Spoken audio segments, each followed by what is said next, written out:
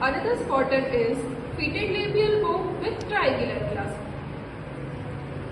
The wire used is 0.7 mm SS wire.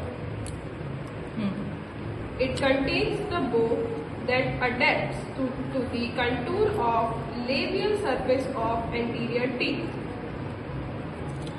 The only difference between the normal labial bow and the fitted labial bow is that it adapts to the contour of labial surface of all the anterior teeth.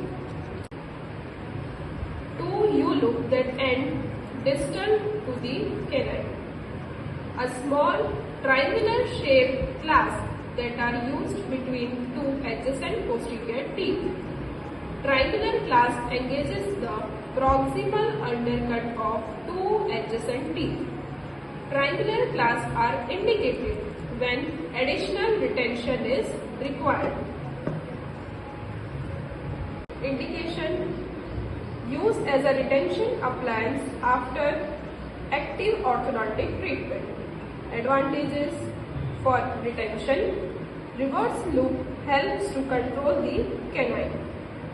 Disadvantage: it is time consuming.